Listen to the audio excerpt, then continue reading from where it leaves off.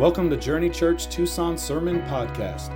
We are an evangelical free church seeking to honor God by making disciples that learn about, love like, and live for Jesus.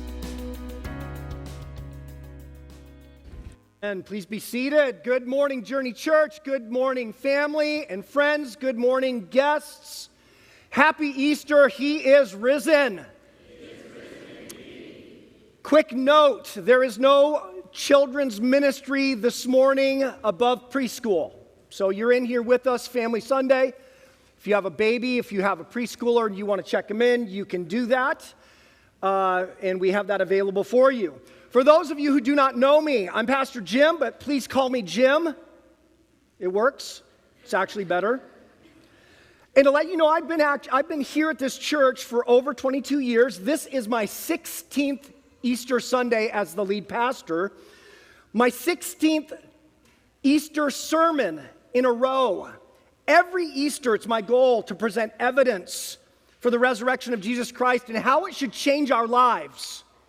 Not just our Easter morning, but the other 364 days of the year as well. And I always try to do that in a fresh way. Over the years, I presented evidence for the resurrection, every kind of evidence I know how to present. Biblical evidence, prophetic evidence, historical evidence, and the evidence of changed hearts and changed lives. And for some of you, it is enough. Enough already. Jim, we get it. We're in. But what I also happen to know is that there are some that no matter how much evidence, it simply will not be enough. If you were with us 2 nights ago for our Good Friday service, we're reading and doing a devotional out of Mark chapter 15, and we came across several of these kinds of people, but in particular, the chief priests and the scribes. If I could just rewind a little bit, Mark 15:31, it says, the chief priests and the scribes mocked him. He's on the cross. They're making fun of him. And they said to one another in front of him, he saved others. He cannot save himself. Let the Christ, the King of Israel, come down off the cross that we may see and believe in him. If you're the King of Israel, I dare you, because if you did, if you were able to do that, we would believe in you. And the question is, do you think that that would have been evidence enough for them to believe in him? More of these kinds of people are recorded in the scriptures. In fact, in John's gospel, right after the feeding of the 5,000, an extraordinary supernatural miracle, right on the tail end of that miracle, we see these people, they say to Jesus, what sign do you do that we may see and believe in you? Hello, did you not just see a miracle? And they ask, what work do you perform? Give us more evidence. Give us more miracles. Give us yet another sign. Jesus, speaking of these kinds of people in Matthew chapter 12, says this, an evil and adulterous generation seeks for a sign. They want another miracle. They want another wonder. They want more evidence. They seek a sign, but no sign will be given to it except this one, the sign of the prophet Jonah. And then he explains what he means. For just as Jonah was 3 days and 3 nights in the belly of the great fish, so will the Son of Man be 3 days and 3 nights in the heart of the earth. Question, would the priests really have believed if Jesus would have come off the cross? In his gospel, Matthew records the conclusion of these same priests who were given yet more evidence and another sign. The same ones that taunted Jesus on the cross saying, come down and then we'll believe. See, there was a guard set at the tomb, and there was a supernatural sign and wonder, a great earthquake, and the appearance of an angel at the tomb of Jesus who rolled the stone away. so terrifying that the soldiers who were standing guard fled in terror and into the city to seek these same priests. And we catch up to the account in Matthew 28 where it says, some of the guard went into the city and told the chief priests, the same ones taunting him, come down and we'll believe. And they told them all that had taken place. And when they had assembled the elders and taken counsel, they all believed. That is not what it says. They gave a sufficient sum of money to the soldiers and said, lie.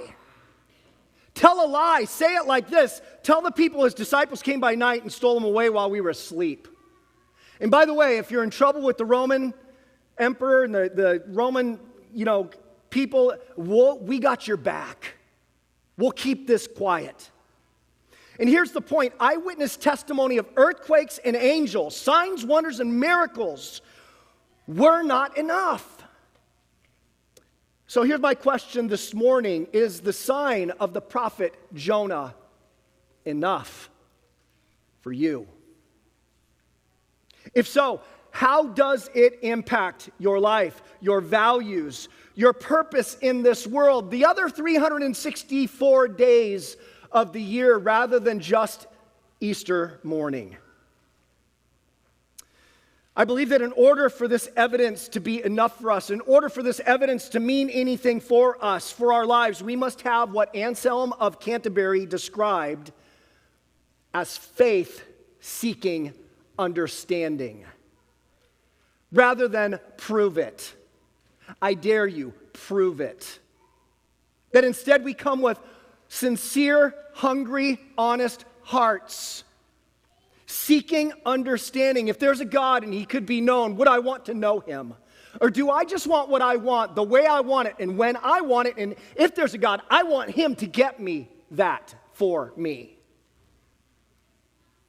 Do you have faith-seeking understanding? Or show me more signs that I might believe? I believe that this is actually the point of Mark's account of the empty tomb. Mark, a disciple of Peter, a student of Peter. We know that Mark put his gospel material, he pulled it together from Peter's teaching and preaching. In fact, the Gospel of Mark follows Peter's sermon to Cornelius in Acts chapter 10 succinctly. The same outline for the gospel as Peter's preaching. But I also want to note something else unique about Mark's gospel, something that has to do with what's called textual criticism, and what we have by manuscript evidence. According to the earliest and some of the best manuscript evidence, Mark's gospel ends right here in verse 8. You say, my Bible has another 12 verses. Yep. According to the earliest and some of the best manuscripts, the final 12 verses are not in Mark's gospel. Now, let me just say quickly, this does not mean that they are not scripture. This does not mean that they do not belong in Mark's gospel. But they do tell me this, that the way Mark put together his gospel and the way he ended his gospel, he intentionally ended his gospel abruptly. And he ended it like this. I'm going to be rereading verses 1 through 8. This is the end. When the Sabbath was passed, Mary Magdalene, Mary the mother of James, and Salome bought spices so that they might go and anoint him. And very early on the first day of the week, when the sun had risen, they went to the tomb, and they were saying to one another, who will roll the stone away for us from the entrance of the tomb? And looking up, they saw that the stone had been rolled back. It was very large. And entering the tomb, they saw a young man sitting on the right, dressed in a white robe, and they were alarmed. And he said to them, do not be alarmed. You seek Jesus of Nazareth, who was crucified. He has risen. He is not here. See the place where they laid him. But go tell his disciples and Peter that he is going before you to Galilee. There you will see him just as he told you. And they went out and fled from the tomb, for trembling and astonishment had seized them. And they said nothing to anyone, for they were afraid. The end. That would be the most abrupt and ambiguous account of the resurrection contained in all of the Gospels. And the most abrupt and ambiguous ending of any of the Gospel material. We do not meet the risen Christ in these verses. And my guess is this was on purpose.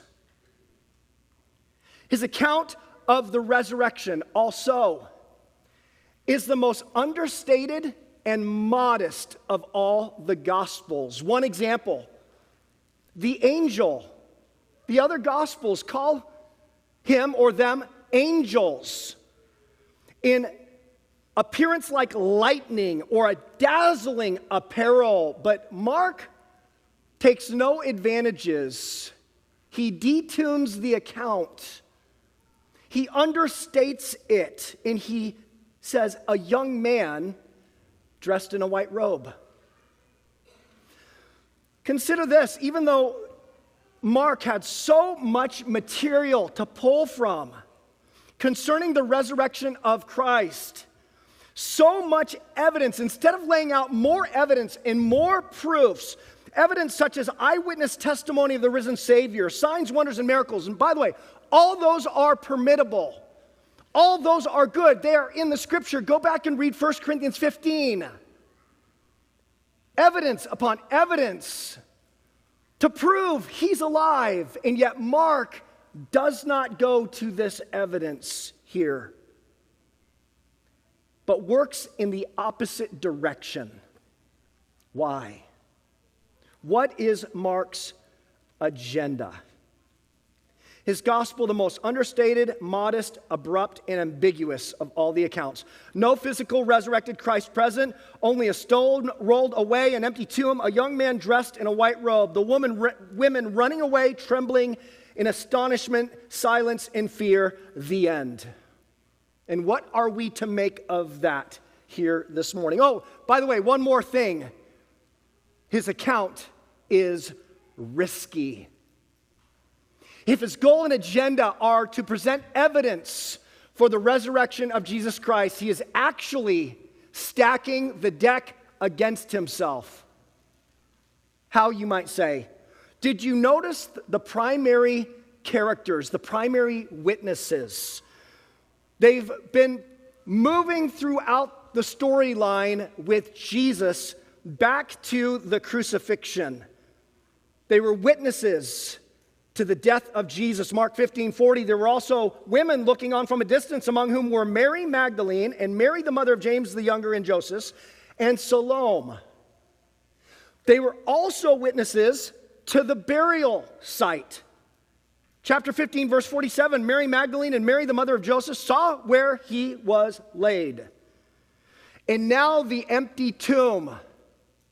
Mary, and Salome. Out of dozens of potential candidates to witness the empty tomb first, of all the people that the Lord could have led or wooed or the ways the storyline could have unfolded, it's Mary, and Salome. They were the first. They were the first to be given the mandate to spread the good news of the risen Lord and empty tomb. Mark did not have to include this detail, and yet he doubles and triples down on the idea that it was these ladies. And why is that risky? The reason why that is risky is because in first century Judaism, women were considered to be unreliable in their testimony to the point where their testimony was unpermissible in a court of law. In fact, let me just reach back in history. Flavius Josephus, in the Antiquities of the Jews, says, "But let not the testimony of women be admitted on the account of the levity and boldness of their sex." And then we look in the Talmud, which is a collection of rabbinical writings over the centuries. This is from Talmud, Rosh Hashanah 1.8c. Any evidence which a woman gives is not to offer. However, centuries later, instead of being risky, instead of weakening the evidence for the empty tomb and the risen Lord, the fact that Mark cites them as the first witnesses actually strengthens the evidence. How, you might ask? Professor, philosopher, apologist J.P. Moreland says this: perhaps the most important fact is that in first century Judaism, a woman's testimony was virtually worthless. A woman was not allowed to give testimony in a court of law except on rare occasions. No one would have invented a story and made women the first witnesses to the empty tomb. The presence of women was an embarrassment. And then British theologian N.T. Wright says this: as historians, he says, we are obliged to comment that if these stories had been made up 5 years later, let alone 30, 40, or 50 years later, they would have never had Mary Magdalene in this role. To put Mary there is, from the point of view of Christian apologists wanting to explain to a skeptical audience that Jesus really did rise from the dead, like shooting themselves in the foot. But to us as historians, this kind of thing is gold dust. The early Christians would never have made this up. And what's the takeaway from that risky inclusion? Mark is being forthright and honest. He is trustworthy. He is stating the facts, even though they stack the deck against himself, because he's telling the truth. But again, the question is, why end the gospel so abruptly, so ambiguous? Why this way? And the answer is this: because for the sincere, the honest, and the hungry heart, for the one who comes in faith seeking understanding, it is enough. If you're taking notes, you want to fill in the blank, this testimony, this witness of these women, this testimony of the empty tomb is all the evidence needed. Why is this so important that Mark writes it this way?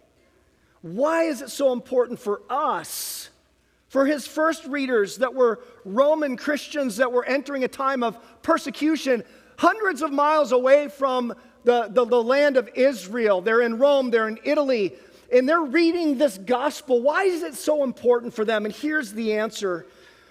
Because the original reader, or the readers today like you and me, we never get to see or meet a risen physical manifestation of the risen Christ. Have you met him? Have you seen him? 99% of those people who will come to faith in Christ throughout history will do so. This will be all the evidence that they will get. Peter, the disciples, eventually got to see him. Paul the apostle got to see him in a vision on the road to Damascus. But 99% of us are left with a question. How do you explain the empty tomb? And the announcement of a man dressed in a white robe. You think about Mark himself,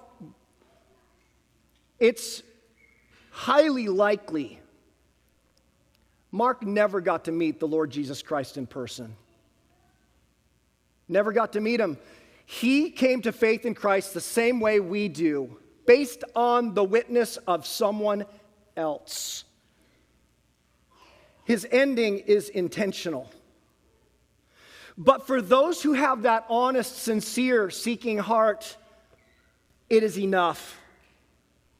As long as we come with faith, seeking understanding, instead of show us a sign that we might believe.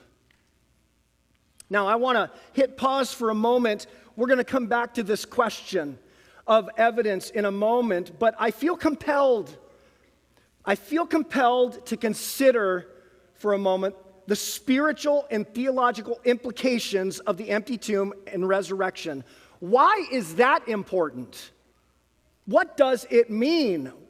What is it saying that we make such a big deal of the resurrection and the empty tomb? And the first part of this answer has to do with this. It has something to do with the crucifixion itself and what was taking place on the cross that Friday afternoon. This is actually in our text in front of us in verse 6. He said to them, "Do not be alarmed. You seek Jesus of Nazareth, who was crucified." That's really important. Of all the things that he's going to say, he needs to double down and say, the one that was crucified, he has risen, he is not here. So the question then is, why did Jesus have to be crucified in the first place? How is this resurrection essential to the crucifixion?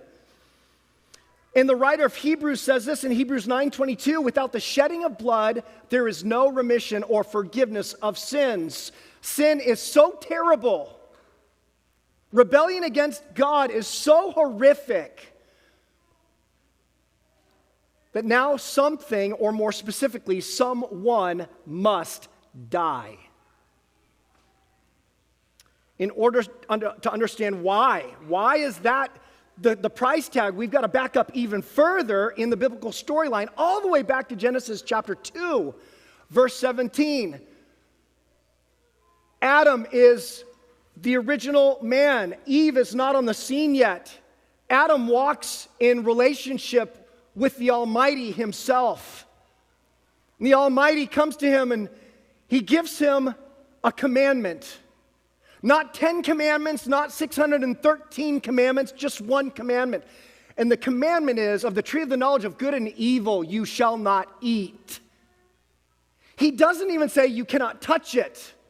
He just says you do not eat it. For in the day that you eat it, you shall surely die.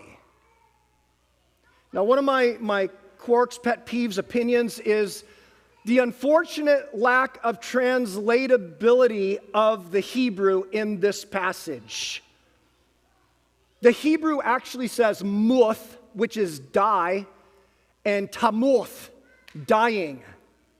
Muth tamuth, dying you shall surely die. And the idea about that and the nuance there is that all kinds of death and dying, physical, relational, spiritual kinds of death would not only happen to Adam, but everyone downstream from him in the human family. Dying, you shall surely die. So terrible is mankind's rebellion, mistrust, and not loving and respecting his creator. So terrible the consequences.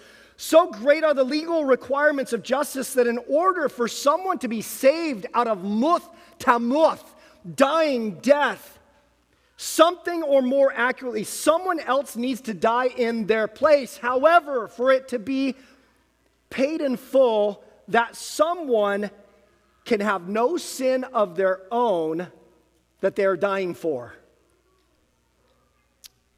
This is what we see recorded in John's gospel at the tail end of those 6 hours on the cross. When Jesus had received the sour wine, that's right at the end, right around 3 o'clock in the afternoon, he says, "It is finished." The Greek is tetelestai. I'm at the end of my journey, the end of my suffering, but it also means paid in full. Paid in full. What is paid in full? The price tag for the collective sins of all humanity were completely paid off at this moment. The lien released.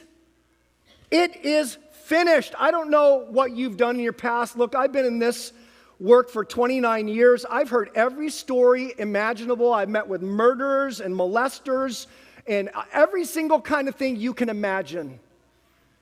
Liars. All kinds of shameful things. It is finished. Paid in full. You want that to be forgiven? The price has already been paid. It was on the cross that the work of salvation was paid off and completed. The question comes back, though, if the cross is where the sins are paid off, that's the thing that matters, right? Why is the resurrection so important?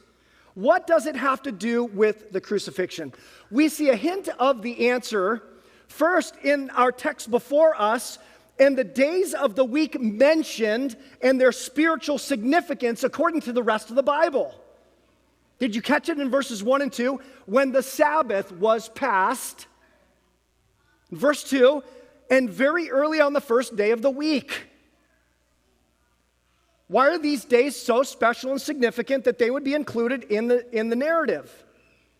Let's first look at the Sabbath. The Sabbath, this was the final day of the week, and it was to be a day of sacred rest, a day unto the Lord, where we do not do what we want to do, but we dedicate it to the Lord. It was a day to bring a sacrifice in worship from the proceeds of the week's effort, hoping that the worship, the devotion, the sacrifice would be considered sufficient and accepted by God. We have an example of this. In Genesis 4, Cain and Abel, two brothers, they bring sacrifices, and one is accepted and one is not.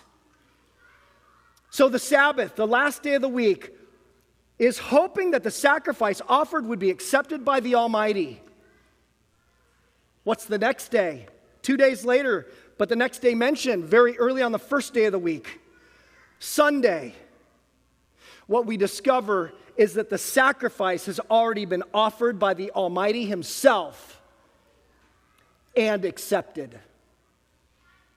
The resurrection is evidence that the sacrifice has been accepted by the Father. For us, as we look at this, the writer of Hebrews says, so then there remains a Sabbath rest for the people of God, not the one that was given on the Saturday.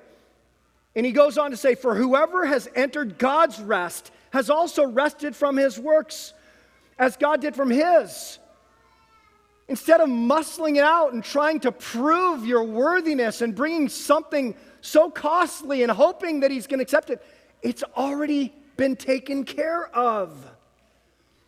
Let us therefore strive to enter that rest, that no one may fall short by the same sort of disobedience. We also see in this text an illustration. And that is the most that I'm going to call it. I'm not going to say this is what Mark meant. This is the meaning of the passage. I'm just going to say, whoa, what an amazing illustration. Did you notice Mary, and Salome bought spices Saturday evening after the sun went down, and here on the first day of the week, early in the morning, they're going to the tomb in order to anoint Jesus' body. It's costly in a couple different ways. It's an act of reverence, and it's an act of honor. Perhaps you could even call it worship. But as they approach the temple, they remember from 2 nights before, a giant stone being rolled in the path, blocking the entrance to the tomb. And they remember and they say this to one another, who will roll away the stone for us from the entrance of the tomb? They forgot that detail. They didn't bring a group of strong men with them to get that job done. But then it says in verse 4, looking up, they saw that the stone had been rolled back. It was very large. And the idea here, the picture is, the work had already been accomplished for them. They recognized that there was an insurmountable barrier between them and the body of the Lord. What were they going to do here on this Sunday morning?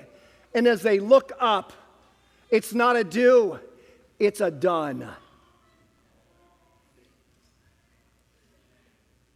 The work already accomplished. We have nothing more to do but enter into that rest. The Puritan pastor and theologian Matthew Henry says this. He had some of the same idea about this same text. He said, they who are carried by a holy zeal to seek Christ diligently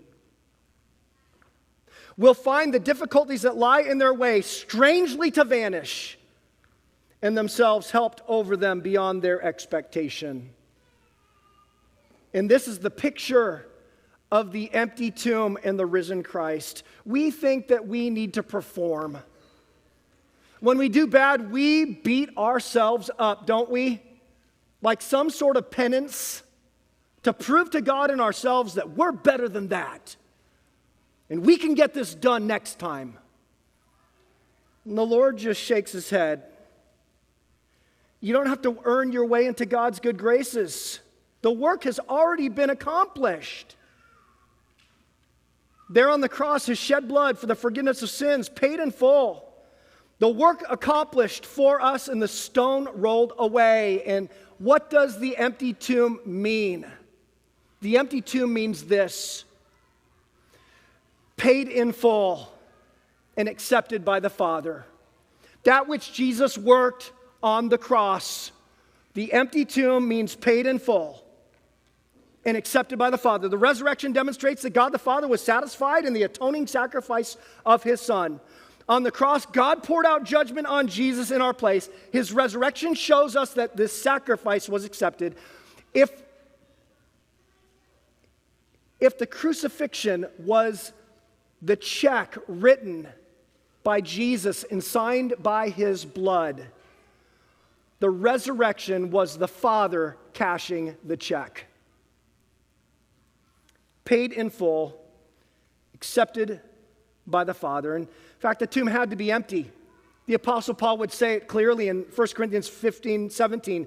If Christ has not been raised, your faith is futile. It didn't work. Whatever he says he did on the cross, if he has not been raised, your faith is futile. You're still in your sins. So you see, the tomb must be empty, and the Christ must be alive. Well, back to the evidence for the resurrection, the empty tomb. Even Mark's abrupt and ambiguous ending is enough evidence for the sincere heart. Why? I'm going to add one more layer to this, because it is at the end of Mark's entire gospel, and it must be read in context with the rest of his gospel. And in his gospel, he records not once, not twice, but 3 times that Christ Jesus claimed he would be crucified, that he would be in the tomb for 3 days, but that he would rise on the 3rd day. Mark 8:31, it says, he began to teach them that the Son of Man must suffer many things and be rejected by the elders and the chief priests and the scribes and be killed, and after 3 days rise again. That's number one. Number two, in Mark chapter 9, verse 31, the Son of Man is going to be delivered into the hands of men, and they will kill him. And when he is killed, after 3 days, he will rise. Mark chapter 10, verse 32 through 34, they were on the road going up to Jerusalem, and again, talking to the 12, he began to tell them what was to happen to him, saying, see, we are going up to Jerusalem, and the Son of Man will be delivered over to the chief priests and the scribes, and they will condemn him to death and deliver him over to the Gentiles, and they will mock him and spit on him and flog him and kill him. And after 3 days, he will rise. Not once, not twice, but 3 times. After 3 days, he will rise. This is the sign of the prophet Jonah. In Mark's gospel, verses 1 through 8, it is now the 3rd day, and the tomb is empty, just as he promised. This is enough evidence right here for the sincere and honest and hungry heart. For the one that comes in faith, seeking understanding, this is enough. Because we discover in this that Jesus always, always, always keeps his promise. All his promises, actually.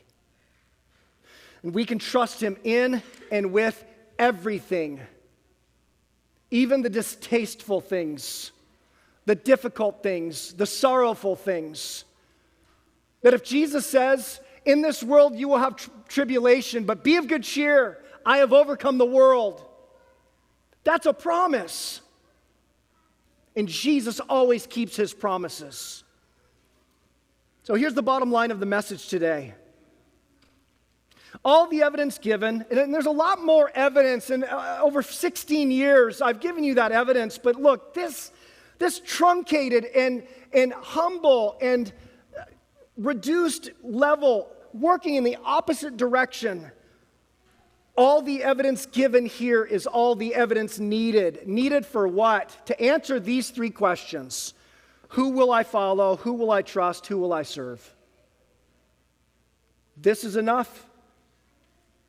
The question is, what do you do? What will you do with the empty tomb? What will you do with the witness of others that say, you seek Jesus of Nazareth who was crucified? He has risen. He is not here. See the place where they laid him. What will you do with that witness and testimony? Can I tell you, it all comes down to the orientation of your heart. What do you want? That is what you will do with all the evidence. C.S. Lewis, in his book, The Great Divorce, said this: there are only two kinds of people in the end. Those who say to God, thy will be done. It's a humble, surrendered attitude. If God created this whole thing and he could be known, I want to know him and I want his will to be done. Those who say to God, thy will be done, but also those to whom God says in the end, thy will be done.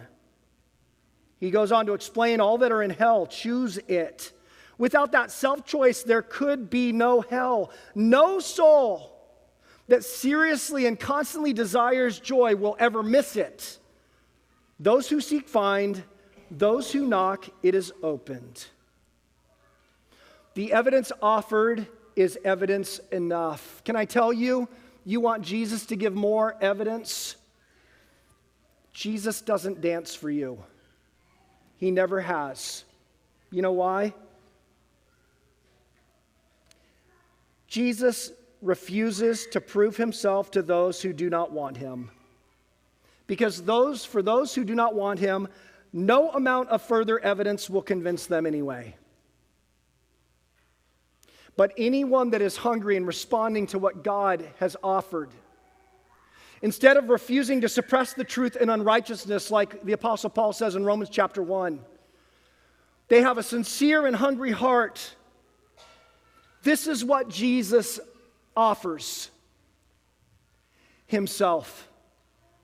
It's recorded in John chapter 7. On the last day of a great feast, Jesus stood up in the midst of a crowd and he said this: if anyone thirsts, let him come to me and drink. Whoever believes in me, as the scripture has said, out of his heart will flow rivers of living water. So the question today is, what is the orientation of your heart? Is the sign of the prophet Jonah enough for you? Do you have faith seeking understanding? Are you thirsty? Do you actually want the tomb to be empty? It doesn't make it more or less true, but what do you want? Is the sign of Jonah enough? These three women had a choice concerning the empty tomb and the young man's announcement. They did not see Jesus at this point in the narrative. They had a choice. Is the empty tomb, the stone rolled away, the young man in a white robe, is this enough? The disciples and Peter that they're supposed to go and tell, they had a choice concerning the witness or the testimony of the empty tomb and the young man's announcement. Mark's original first century Roman readers had a choice concerning the witness of these women, the empty tomb, and the young man's announcement. And Mark intends to leave this same question with us here today. What will you do with the empty tomb and the young man's announcement? He has risen. He is not here. I'm going to jump into Acts 17. It is Paul the Apostle preaching at the Areopagus, I can't even say it right now, but it's Mars Hill in Greece. And he says to these Gentiles, the times of ignorance God overlooked, but now he commands all people everywhere to repent. There are a lot of people that say that word repentance means that your feet are going one direction, and repentance means you stop and turn this way and you walk this way. And that is not the technical meaning of this word repent. The technical meaning of this word is to change your mind. Now, I would agree that if you genuinely change your mind, the direction of your feet will also change. But I just want to be clear, we first must change our mind. Change our mind about what? Change our mind about ourselves and our need for forgiveness. We are not quite lovely, wonderful creatures. We're quite rascally and nasty and selfish creatures. Repent. Repent about our need for someone outside of ourselves to save us, that we cannot just muscle this thing out, but that we must have someone else who is sinless actually take our place. We must change our mind about needing a Savior. We must change our mind about who Jesus is. Was he just an enlightened person, a great teacher, or was he in fact God himself, perfect humanity, die in our place? We must repent. And we must humble ourselves and ask for the gift of forgiveness, to receive it instead of put it off. We must repent. The times of ignorance God overlooked, but now he commands all people everywhere to repent. Why? Because he's fixed a day on which he will judge the world in righteousness. And he's going to do this judgment by a man whom he has appointed. And now listen to this. And of this he has given assurance to all by raising him from the dead. The empty tomb is our assurance of judgment, but God offers repentance to any sincere, hungry, honest heart, to any man or woman who has faith seeking understanding. The sign of the prophet Jonah is enough. Mark's shorter ending of his gospel is enough. But what will you do with it? The empty tomb and the announcement, he has risen, he is not here. Ignore it, doubt it, dismiss it, demand more evidence for it, or let it change your life for all eternity. Can we pray? As you bow your head, I'm going to actually cheat a little bit, and I'm actually going to pull from Mark's longer ending. Why? Because I think it's scripture, and it corroborates with the rest of the Bible. Jesus sending his disciples before his ascension. In Mark chapter 16, verse 16, he says this: whoever believes and is baptized will be saved. Do you believe? Do you repent? Do you believe? Will you be immersed into Christ? Whoever believes and is baptized will be saved, but whoever does not believe will be condemned. This morning on this Easter 2025, would you call on the Lord? Maybe you'd say something like this: Dear God, it's me, a sinner. I need a Savior. I need the forgiveness of my sins. I'm tired of either ignoring it, pushing it into a dark corner of my imagination or mind or memory, or redefining it, re-explaining it. Right now, I admit it. I am a sinner in need of a Savior. Jesus, I believe that you are that Savior. That on that cross you died in my place, and when you cried out, "It is finished," The payment for my sin was complete. Right now, I'm asking that you would make it good on my account, that you would forgive my sin, that you would come into my life, that you would make me a child of God, that I might live with you forever. And I pray it in Jesus' precious name. Amen. Thank you for listening to Journey Church Tucson Sermon Podcast. We'd love to have you join us in person on Sunday mornings at 10 a.m. You can find out more about us at journeyefc.org.